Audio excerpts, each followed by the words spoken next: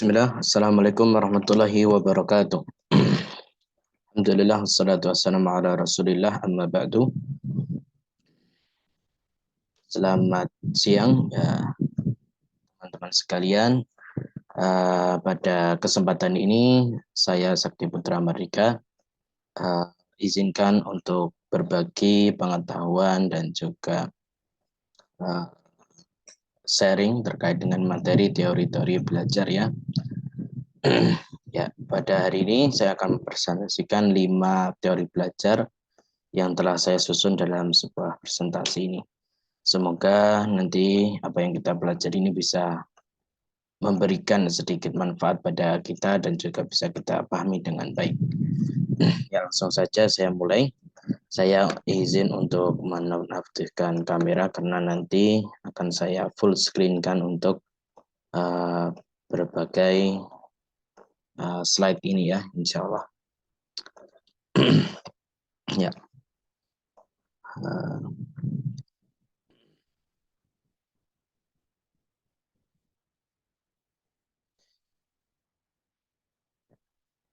Kita akan mulai. Saya izin untuk menonaktifkan kamera. Ya, kita mulai di sini yang pertama. Teori-teori belajar ya. Kita langsung mulai. Yang pertama teori belajar behaviorisme atau behavioristik ya. Bisa pakai me atau tik. Nanti saya biasanya menggunakan behavioristik seperti itu di sesi yang selanjutnya, slide selanjutnya. Lanjutkan. Definisi dari teori belajar behavioristik itu adalah teori yang disebut juga sebagai teori belajar perilaku. Karena analisis hasil belajar dilihat dari perubahan perilaku yang tampak dan dapat diukur.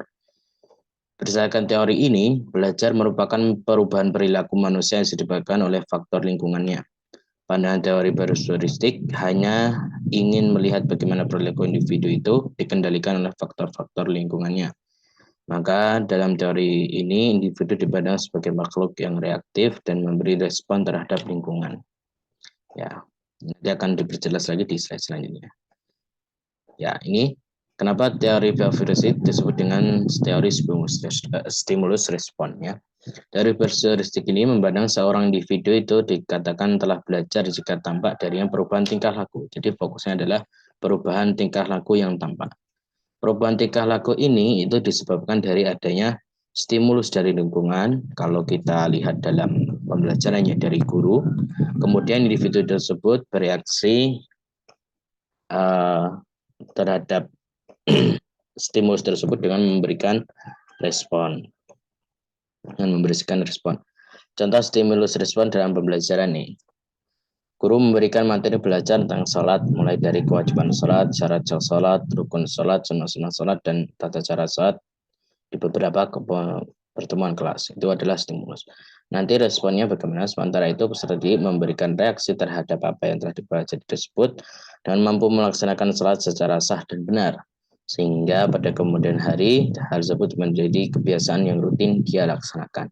Itu adalah responnya. Jadi, teori behavioristik ini adalah teori yang nanti mementingkan hasil ya, mementingkan hasil daripada prosesnya. Jadi makanya tadi kan disebut stimulus respon ya. Stimulus diberikan stimulus dari guru itu berupa materi, kemudian nanti responnya itu adalah hasil belajarnya yang berupa tindakan perilaku yang tampak dan dapat diukur. Jadi kita lanjutkan. Behavioristik teori ini memandang proses yang terjadi antara stimulus respon dianggap tidak penting karena tidak dapat diukur dan diamati. Jadi yang terjadi antara stimulus respon itu tidak dianggap penting. Sementara yang dapat diukur hanyalah apa saja yang diberikan guru berupa stimulus dan apa saja yang dihasilkan oleh peserta berupa respon. Keduanya harus dapat diamati dan diukur. Itu untuk behavioristik. Nanti ciri-ciri teori ini bagaimana? Yang pertama, nanti bersifat mekanistik. Jadi banyak aturan-aturan yang diterapkan dalam teori ini. Jadi nanti mungkin ada apresiasi dalam pembelajaran, ada juga hukuman yang berlaku gitu. Kemudian yang kedua, menekankan peranan lingkungan.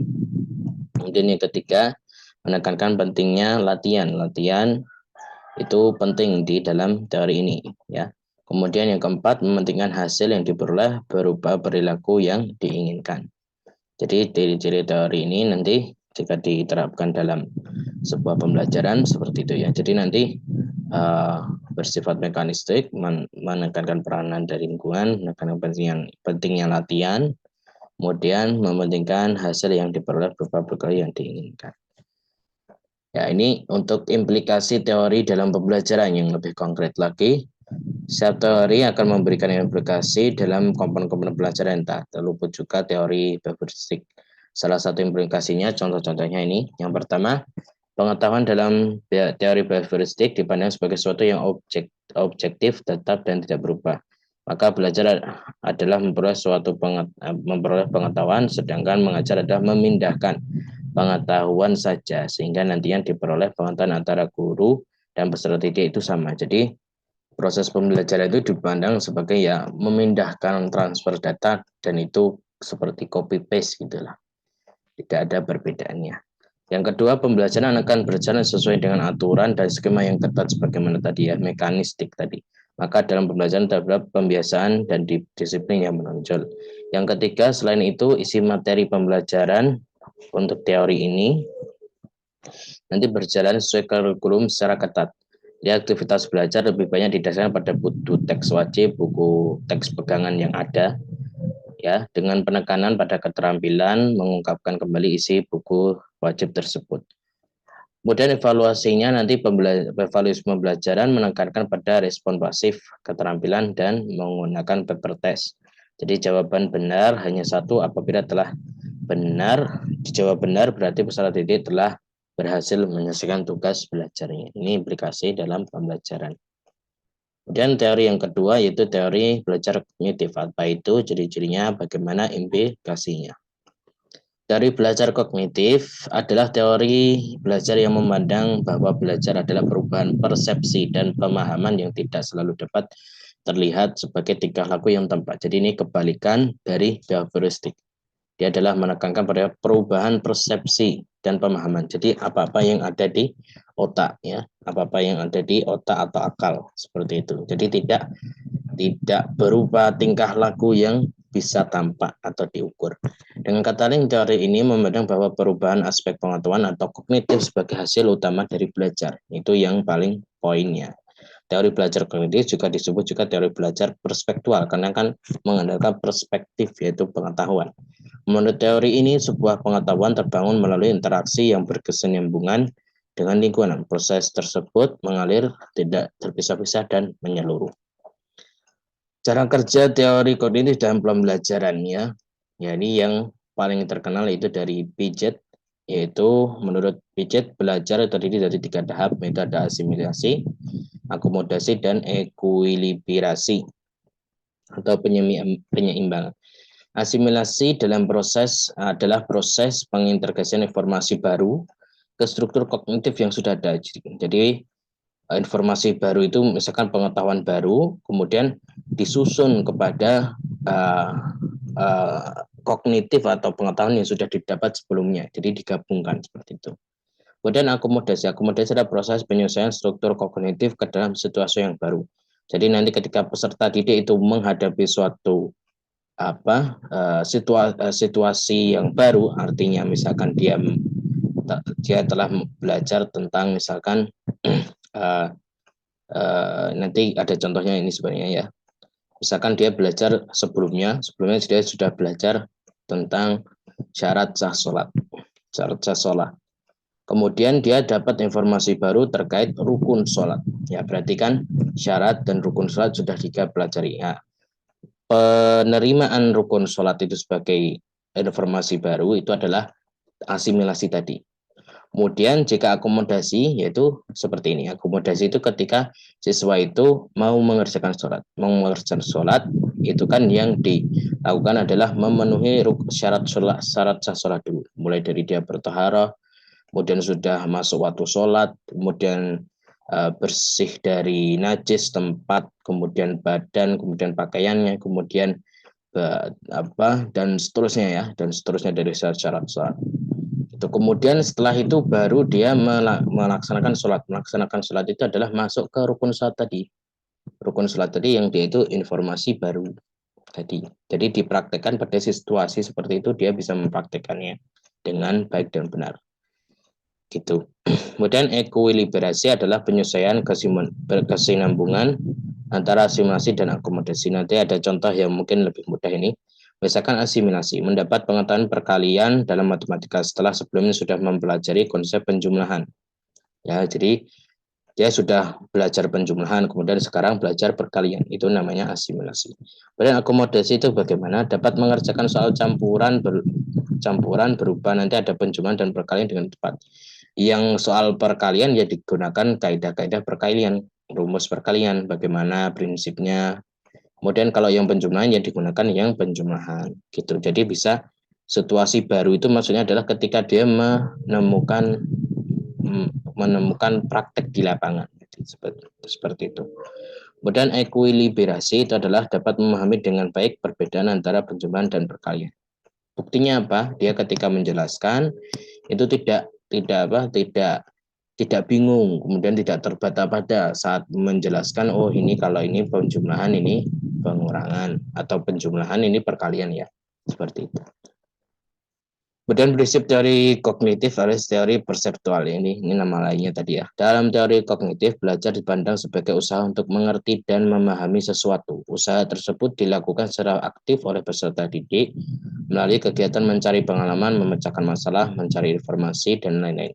Faktor pengetahuan sebelumnya menjadi salah satu faktor yang sangat menentukan keberhasilan mempelajari pengetahuan yang baru. Jadi faktor dia sudah membawa pengetahuan lama itu akan jadi satu faktor yang menjadi keberhasilan. Kenapa?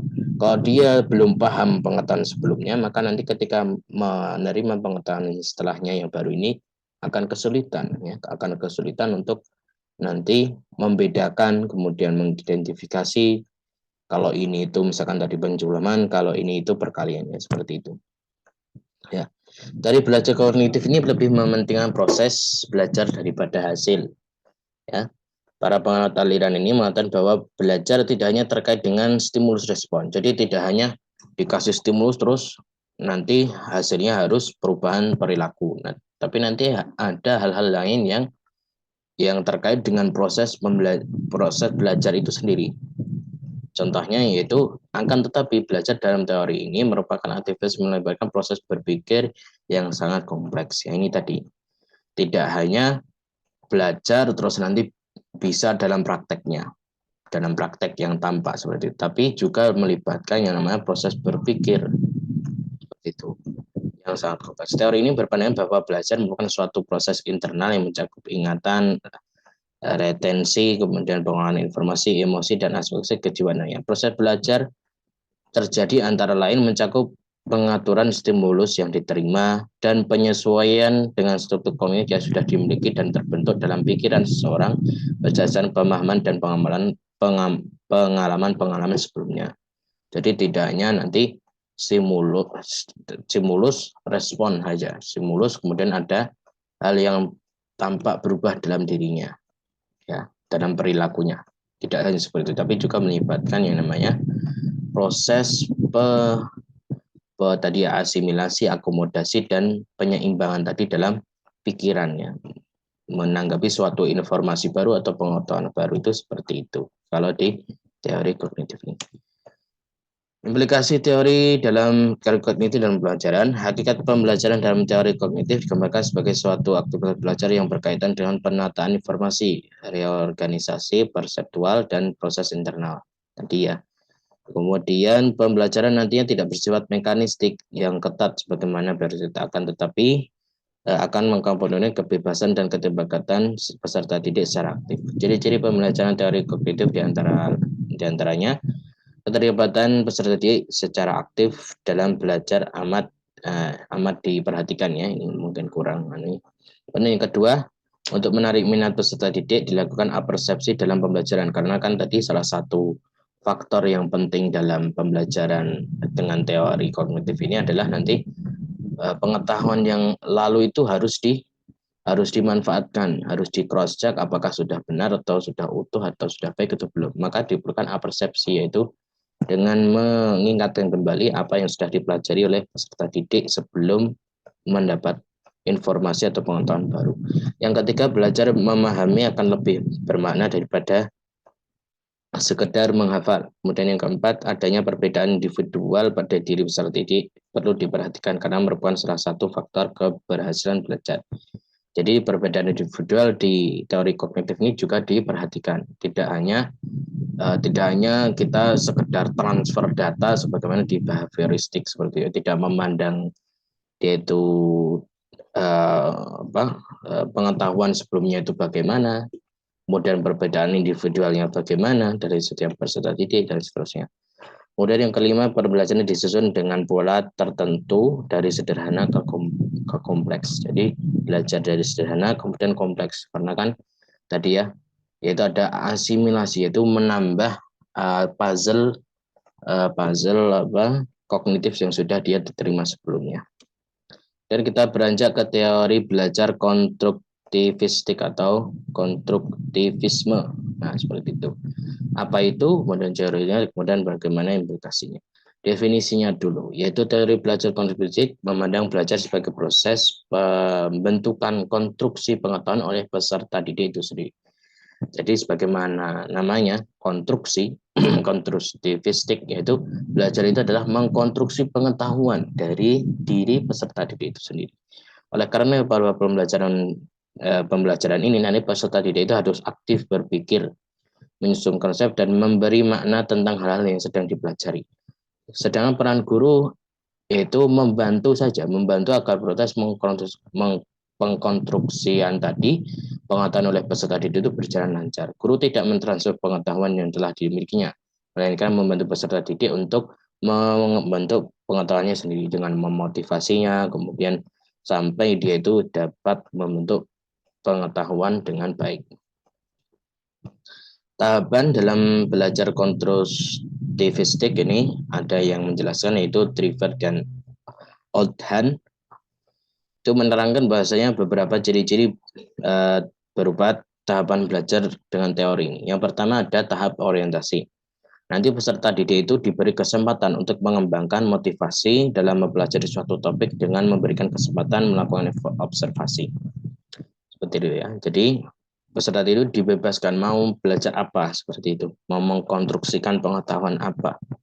Yang kedua ada elitasi, yaitu peserta didik mengungkapkan idenya dengan jalan berdiskusi, menulis, membuat, misalkan nih contohnya membuat poster dengan mengkonsepkan apa yang idenya tadi berdasarkan suatu topik yang akan dipelajari tadi. Yang ketiga adalah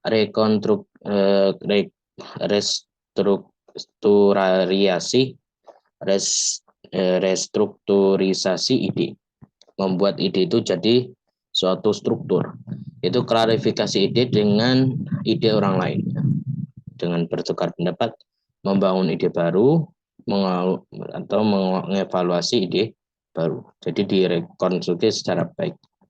Kemudian yang keempat, penggunaan ide baru dalam setiap situasi. Jadi idenya ini kita uji, pengetahuan tadi yang sudah kita rekonstruksi tadi kita uji dalam praktek dalam kehidupan nyata, seperti itu. Praktek dalam kehidupan nyata, yaitu ide pengetahuan itu yang telah dibentuk tadi diaplikasikan pada bermacam-macam situasi. Dan yang kelima adalah review, yaitu mengaplikasikan pengetahuan gagasan yang ada perlu direvisi dengan menambahkan tomuka. Itu ya, intinya review lagi apakah ada yang mau direvisi atau tidak. Kemudian implikasi teori ini dalam pembelajaran ya. Teori ini menempatkan peserta didik sebagai individu yang memiliki kemampuan awal sebelum belajar. Kemampuan awal inilah yang menjadi dasar pada nantinya untuk mengkonstruksi pengetahuan yang akan dipelajari. Sebagaimana yang di kognitif juga hampir sama seperti ini ya. Kemudian pengetahuan yang dipelajari ini didasarkan pada pengalaman, kebutuhan, latar belakang, dan minat peserta didik. Ya, ini yang membedakannya. Ini yang penting, yaitu apa yang mau digali, pengetahuan yang digali itu disesuaikan dengan ini. Ada pengalaman, ada kebutuhannya, kemudian latar belakangnya, ataupun minat peserta didik tersebut. Untuk ciri-ciri pembelajaran teori konstruktivistik ini nanti adalah yang pertama, memandang pengetahuan adalah non-objektif, bersifat temporer dan selalu berubah dan tidak menentu. Yang kedua, pengukuran proses hasil belajar terjalin di dalam kesatuan kegiatan pembelajaran. Jadi kan tadi guru langsung memonitoring langsung kan, memonitoring para peserta didik itu ketika membuat konstruksi pengetahuan. Dengan cara guru mengerti hal-hal yang dilakukan peserta didik serta menilai tugas-tugas pekerjaan. Yang ketiga, belajar adalah penyusunan pengetahuan, sedangkan mengajar adalah menata lingkungan agar peserta didik itu termotivasi dalam menggali pengetahuan. Jadi sekedar itu, guru itu tidak tidak memberikan transfer ilmu kepada si peserta didik, hanya membantu membimbing. Yang keempat, pembelajaran lebih menghargai pada pemunculan pertanyaan dan ide-ide dari peserta didik, karena kan tentunya kalau dari konstruksi dari peserta didik sendiri maka nanti dituntut aktif untuk memunculkan ide-ide, pendapat-pendapat dan seterusnya. Dan yang keempat yaitu teori belajar humanistik. Kita bahas dari definisinya. Menurut teori humanistik, proses belajar harus dimulai dan ditujukan untuk kepentingan memanusiakan manusia itu sendiri. Ya, jadi teori humanistik ini teori yang cukup abstrak ya, karena dia hanya berpegang pada prinsip memanusiakan manusia itu sendiri. Jadi belajar itu memanusiakan manusia itu sendiri.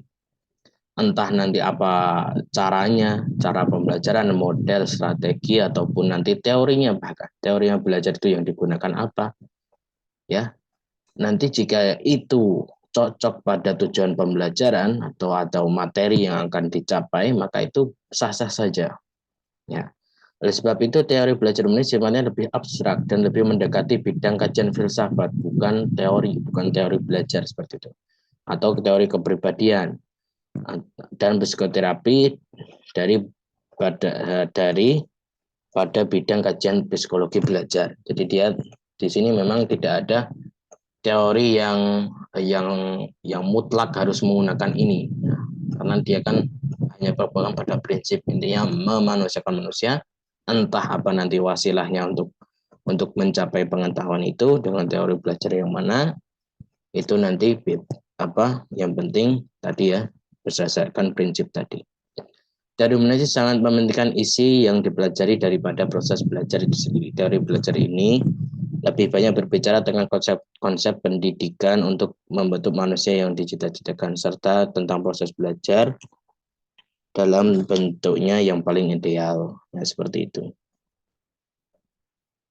Kemudian hakikat bentuk teori humanistik ini bagaimana? Teori humanistik berpendapat bahwa teori belajar apapun dapat dimanfaatkan asal tujuannya untuk memanusiakan manusia, yaitu mencapai aktualisasi diri, pemahaman diri, serta realisasi diri diri orang yang belajar secara optimal.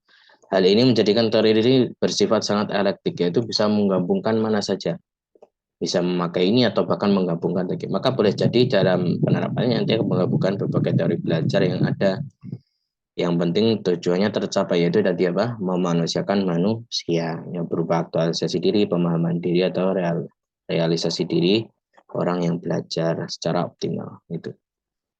Kemudian implikasi teori ini dalam pembelajaran, teori humanistik sering dikritik karena sukar diterapkan dalam konteks yang lebih praktis, yaitu ketika kita turunkan pada misalkan gimana tuh ciri-ciri belajar dengan teori humanistik ini, apa yang dipakai, apa yang ditonjolkan itu sukar. Ya, karena apa? Karena dia memang bersifat abstrak, hanya berpegang pada prinsip tadi memanusiakan manusia. Akan tetapi ia memiliki sifat yang ideal, yang intinya segala apapun bentuk mekanisme pembelajaran yang bisa dimanusiakan, maka itulah terapan dari teori ini. Jadi nanti ciri-cirinya pembelajaran dari teori humanistik ini tidak mutlak seperti ini. Ini hanya contoh saja. Yang pertama adalah kegiatan pembelajaran dirancang secara sistematis, tahap demi tahap, secara ketat. Tujuan-tujuan pembelajaran yang telah dinyatakan, tujuan-tujuan pembelajaran itu dinyatakan secara eksplisit dan dapat diukur ya. Kemudian guru diharapkan tidak hanya ya ini tidak hanya ya, guru diharapkan hanya melakukan kajian bagaimana dapat mengajar dengan baik, namun juga fokus untuk menjawab pertanyaan bagaimana agar peserta didik belajar dengan baik. Tidak hanya yang kurang. Jadi guru itu tidak hanya bagaimana cara mengajar dengan baik, tapi juga harus memikirkan bagaimana peserta didik itu dapat belajar dengan baik. Yang keempat, belajar harus bermakna bagi peserta didik, jadi perlu inisiatif dan keterlibatan penuh dari peserta didik itu sendiri. Kemudian yang kelima, pengalaman emosional dan karakteristik khusus individu, ini individu tipe lagi ya, dalam belajar perlu diperhatikan oleh guru dalam merencanakan pembelajarannya. Jadi tentang perbedaan individual mereka harus diperhatikan di sini, latar belakang dan seterusnya. Dan kita lanjut ke yang terakhir yaitu teori belajar sibernetik. Apa itu? Ciri-cirinya, bagaimana implikasinya. Jadi teori ini adalah teori yang merupakan salah satu hasil teori belajar di masa modern ini. Jadi ini bersifat baru ya. Jadi teori belajar itu mungkin bisa berkembang zaman. Jadi nanti mungkin ada ditemukan berbagai teori yang lain. Tidak hanya terbatas pada 4 yang terkenal tadi yang sebelumnya itu ya. Dari belajar sibernetik memanfaatkan teknologi mesin komputer untuk mendapatkan pengetahuan yang cepat dan tepat. Jadi dia menggunakan teknologi khususnya teknologi komputer ya, atau teknologi komunikasi lah. Seperti itu kalau secara umum sekarang.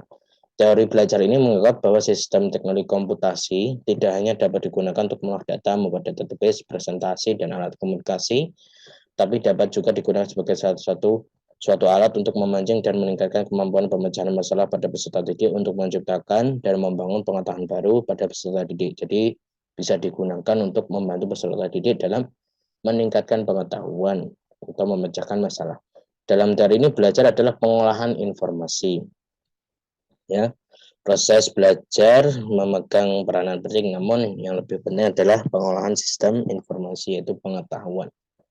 Ya, bagaimana pengetahuan itu diolah dengan kita memanfaatkan teknologi tadi, seperti itu, teknologi komputer atau komunikasi, alat-alat komunikasi sekarang.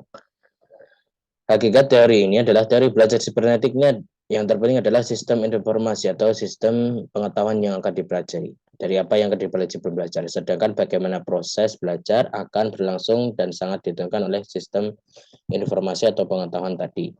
Oleh karena itu, teori ini berasumsi bahwa tidak ada suatu jenis cara belajar yang ideal untuk segala situasi.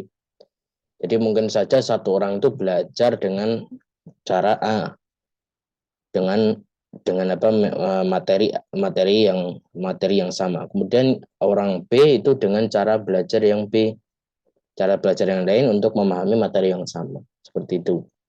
Jadi dengan memanfaatkan teknologi tadi diharapkan semakin banyak yang bisa ditempuh atau cara untuk belajar untuk memahami pengetahuan ini secara baik. Sebab cara belajar sangat ditentukan oleh sistem yang berupa ciri-ciri informasi pengetahuan tersebut tadi yang mau dipelajari. Seperti itu. Landa ini salah satu ahli dalam teori sibernetik menjelaskan bahwa proses berpikir sibernetik itu ada dua. Yang pertama algoritmik, yaitu dengan proses berlinear, konvergen, lurus, satu pusat. Kemudian yang kedua heuristik, yaitu berpikir dengan divergen menuju berbagai tujuan sekaligus. Misal dalam pembelajaran memahami rumus matematika, misalkan gitu. Maka yang dilakukan peserta didik itu adalah dengan cara berpikir algoritmik, yaitu runtut. Kan kalau mengerjakan rumus matematika itu kan ya runtut ya. Jadi misalkan dari langkah yang pertama bagaimana, langkah kedua bagaimana, sampai nanti hasilnya itu bagaimana. Itu jadi algoritmik. Dan yang kedua, adapun kalau untuk misalkan mempelajari tentang sebuah konsep, misalkan kita di sini konsep jual beli dalam Islam, kan di sana kan ada syarat-syarat sah dari penjual dan pembeli. Itu harus dia sudah balik, harus dia tidak safi, tidak bodoh dalam mengelola harta dan seterusnya. Kemudian ada juga syarat-syarat terkait dengan barang yang dijual belikan, harus memiliki nilai manfaat, tidak benda najis dan seterusnya. Seperti itu ya. Kemudian ada syarat-syarat yang lain juga. Itu kan berarti kan berupa konsep. Jadi tidak hanya satu hal. Jadi ada terkait dengan nanti syarat dari penjual dan pembeli, syarat yang di barang yang dijual, kemudian ada pembahasan tentang khiyar dan seterusnya. Ya itu maka nanti yang digunakan adalah berpikir secara heuristik. Heuristik itu adalah berpikir tidak hanya satu sisi saja. Tidak hanya kita membahas satu sisi, kalau barang dalam jual beli dalam satu harus Syaratnya harus ini saja. Tapi ada juga yang lain, yaitu dihubungkan dengan materi tadi, apa, syarat penjual dan pembeli dan sebagainya. Kemudian di sisinya tadi nanti juga ada rinciannya lagi. Benda yang haram, apa, benda yang tidak boleh diperbolehkan, contohnya adalah benda najis. Najis itu apa saja bisa kita najis itu bisa dibagi menjadi dua, ya. Ada yang najis, yaitu mutanajis karena misalkan terkena najis, ya, kalau itu kan nanti bisa dibersihkan maka boleh untuk dijual belikan. Misalkan baju terkena najis kemudian mau dijual belikan maka itu sah saja dijual belikan. Kemudian ada yang memang najis secara zatnya, misalkan apa, jual beli kotoran, ya, kotoran dalam mazhab Syafi'i itu tidak diperbolehkan seperti itu. Jadi itu cara belajar konsep, yaitu belajar konsep tuh yang lebih tepat itu dengan cara nanti peserta didik diarahkan dengan cara heuristik tadi.